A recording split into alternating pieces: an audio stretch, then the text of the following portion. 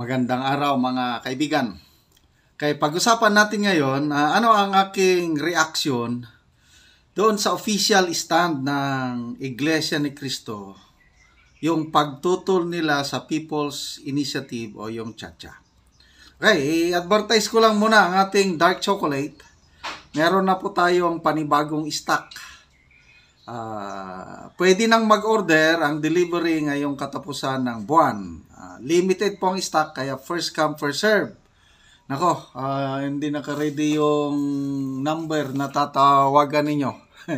Nasaan na yung 0916 9000997. Yun po ang tawagan nyo, i-text nyo. Ulitin ko, 0916 9000997. Okay. So, ang Iglesia ni Cristo, pagdating sa political matters, tahimik yan. Kung ano ang stand nila, internal lang ito. Hindi sila, maliban lang kung eleksyon, yun, nagbibigay ng guidance, sino ang bubutuhan. Yun, internal. But pagdating na dito ngayon, itong ano sila, tahimik lang. So bakit nagkaroon sila ng official stand at nalaman natin? Dahil sa mga vloggers eh. Nagtatalo ang mga vloggers. Kasi may vloggers na nagsasabi na sang-ayon ang Iglesia ni Cristo sa People's Initiative. Meron iba na hindi sila sang-ayon, tutol. Kaya mabuti sa Net25 mismo, nagsalita yung mga anchor Manila. Salamat sa kaibigan ko, pinadala niya sa akin itong ito, kaya nalaman ko yung official stand. Pakinggan natin sandali yung klaro na pagtutol ng Iglesia ni Cristo sa People's Initiative. Then after that, explain ko ano ang rason. Kasi hindi nila ipinaliwanag, basta tutol lang eh. May nakita kong napakalalim na rason. Okay? Di miyembro ng Iglesia ni Cristo ay maaaring ang hindi ninyo alam ang stand.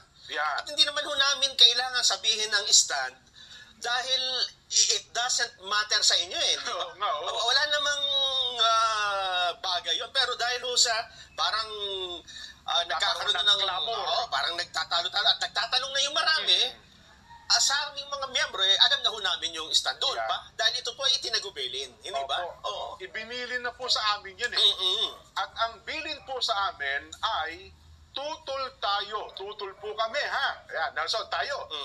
Ay tutol po kami sa sinasagawa ngayon na People's Initiative. Ulitin ko po, ha? Kami po, bilang dalawa ni Nelson, bilang kaanim sa Iglesia ni Cristo, ay tutol po kami sa sinasagawa ngayon na People's Initiative. At ito po ay ipinaabot sa mga tagubilin na buwan na no? Ang nakaraan, hindi ba? Ayun na. At ito, parang this week ay inulit para bigyan po ng diin ang bilin na ito. At yung iba po namang mga kapatid, pinakamabuti, huwag na kayo makipagtalo doon sa... Yun na po, narinig na po ninyo sa amin ang stand ng Iglesia ni Cristo. At sana po naman doon sa mga vlogger, yaman din lamang nanonood at nakikinig po kayo ngayon, yun po ang stand ng mga kaanib sa Iglesia ni Cristo. Yun po ang bilin na tinanggap namin hanggang sa baba, Nason. Kasi meron tayong messaging na hindi nakakaya ng iba. Okay, so very clear na ngayon. Tutol sila.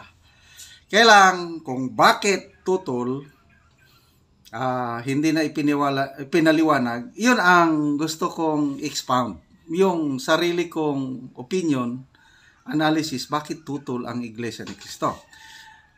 Ako personally natutuwa na nagkaroon ng kaliwanagan at ang unang tumutol na religious group yung CBCP, yung Roman Catholic Church, ayaw nila paglapastangan sa konstitusyon, and I agree. Ano pa, National Council of Churches in the Philippines. Ito naman yung mga Protestant or Evangelical. So, dumarami na various sectors of society tumututol. Okay? So, salamat po sa Iglesia ni Cristo. Marami akong kaibigan na mga members ng Iglesia ni Cristo. Of course, ang ating minamahal na DJ Bantag, di ba? Iglesia ni Cristo yan. May mga classmates ako, Iglesia ni Cristo, mga friends. So, ito yung aking analysis bakit sila tutol. My verse sa Bible, how good and pleasant it is when brothers and sisters dwell together in unity. Biblical principle po yan ng mga believers kay Panginoong Hesus must dwell together in unity. Okay. So, for a long time, mula nung naitatag na ang Iglesia ni Cristo, yun na po ang kanilang trademark. Anong tawag ko din na kapuri-puri, kapuri-puri, ang ginagawa ng Iglesia ni Cristo na pagdating ng eleksyon, local man or national, ipinapakita nila ang kanilang pagkakaisa. Kasi utos ng Panginoon yan yung pagkakaisa ng mga believers. Biblical, command. Let's love one another. Magkaisa tayo. We have the same mind in Christ. Ganun. So, every election, naprapractice ng mga kapatirang Iglesia ni Cristo ang kanilang pagkakaisa. Kasi, although may mga ibang religious group din na nagbibigay ng guidance, ito ang butuhan.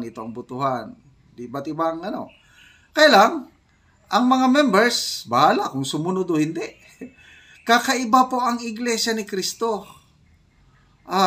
Sa aking experience, hindi naman siguro 100% na sumusunod, but sa aking experience, 99%, lalo na sa national election, halos lahat kung ano ang guidance ng tagubilin, sinusunod nila yan.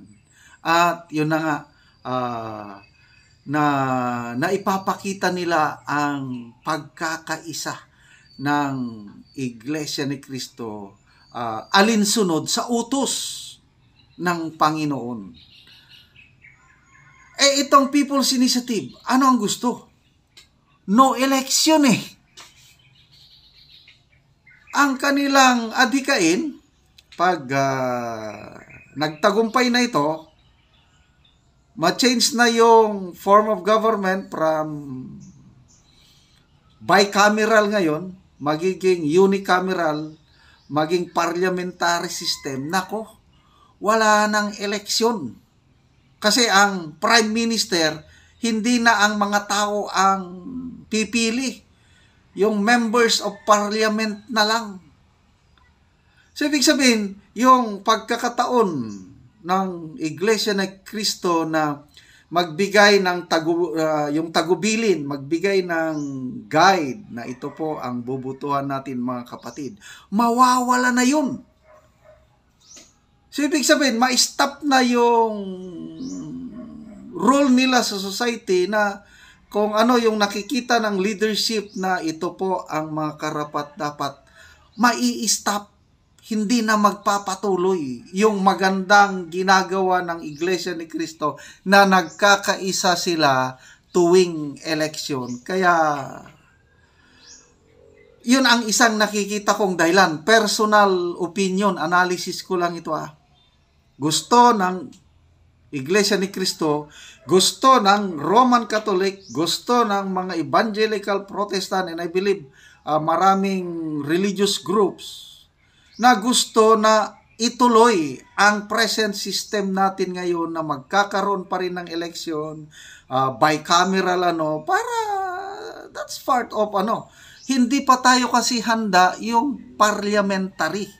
para lang yun sa mga matured democracy kagaya ng United Kingdom, London, kagaya ng Canada, ano pa yung mga ibang bansa na pwede yun sa mga matured democracy. Sa atin kasi hindi pa pwede. Kaya kailangan pa rin natin itong presidential system na magkaroon ng eleksyon. Every 3 years nagkakaroon tayo.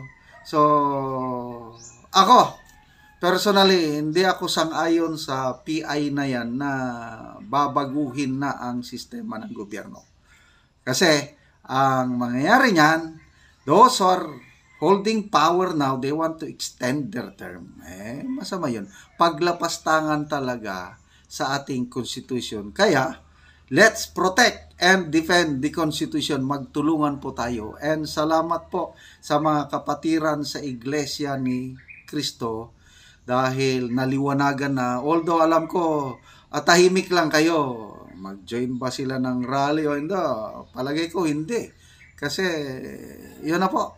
Ang trademark ng Iglesia ni Cristo, tahimik lang pagdating sa political matters, pagdating lang ng eleksyon yon, nagkakaisa sila at sana all mga religious groups magkakaroon din ng unity kagaya ng Iglesia ni Cristo.